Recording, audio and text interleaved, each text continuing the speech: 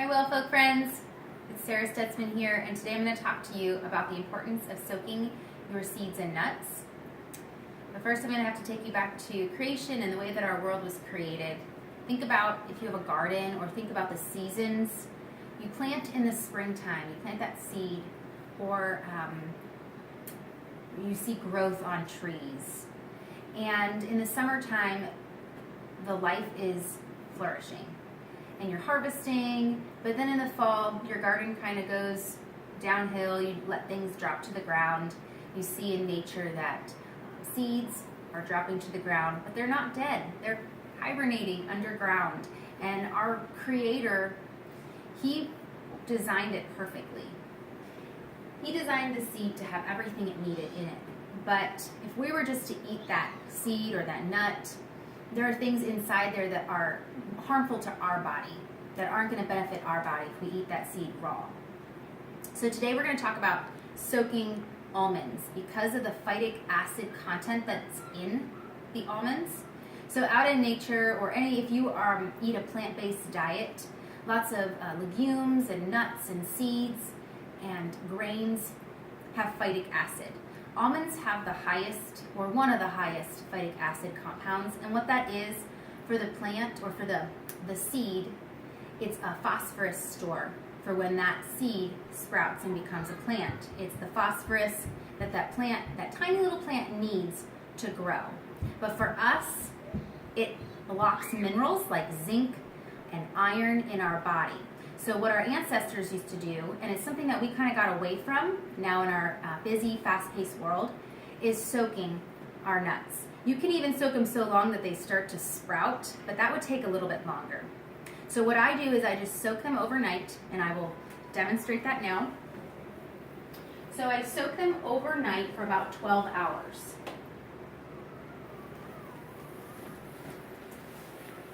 And this is what it looks like. You'll see that the water has turned a little brown, looks very foggy. Some of the bubbles are starting to rise to the top. And all I do is I take about 4 cups of water to 2 cups of almonds.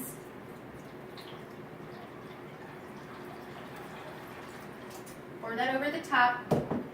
And then I use some Himalayan sea salt. You can use some Celtic sea salt, but you just want to make sure that it's not table salt.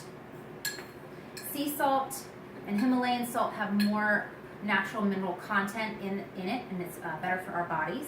So I do 2 teaspoons to 2 cups. Sprinkle that over the top. And then I give it a stir.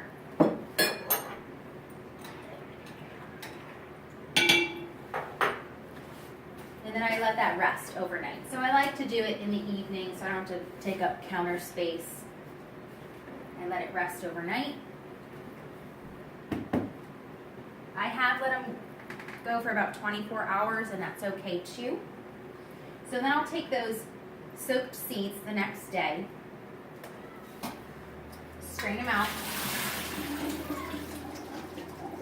and I'll rinse off any excess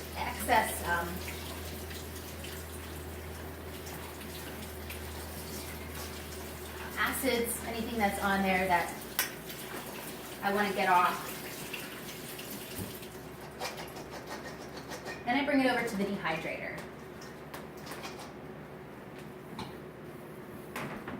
So I have an old school dehydrator. It doesn't really have any temperature setting on it. If you have a newer dehydrator, you can set your temperature to 110 degrees. If you don't have any dehydrator, you can use your oven. Just put these out on a baking sheet and put it on warm. Or sometimes people just let their oven light on. That will work too. And you just let them go for 12 hours. Some people let them go longer. You're just going to want to check them throughout the dehydrating process.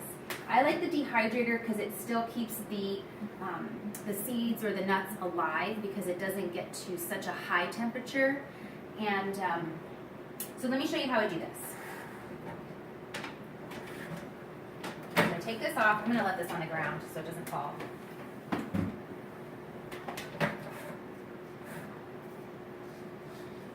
And then I just layer these on my racks.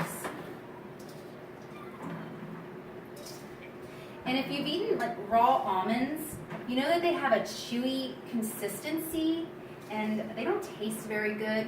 You know that you should be eating them because they're healthier than any of the salted ones or flavored nuts that are out there. So when you add some sea salt to this and you let them soak, it actually gives it a salty kind of flavor. And then when you dehydrate it, it gives that nut a little bit of a crunch. And it's a lot different than eating those just raw almonds. So it definitely gives it a different texture, and you'll find that they'll be more enjoyable to eat. So I just let these on here. I let them on the trays. And I would turn it on, but it's a little loud. Then I turn it on and I let it go overnight for about 12 hours. You can let it go for 24, depending on the consistency of that crunch. So what I do is I take a nut out, I put it in the fridge, let it cool, and I try it. If it has that good crunch, then I know it's ready to go.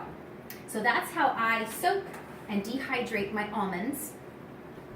Reason being because it has phytic acid in it that locks minerals for our body to absorb, and we don't want that because of our diet today. We have a lot of minerals that are lacking in our foods. We want to make sure that we get all the minerals that our body needs to thrive.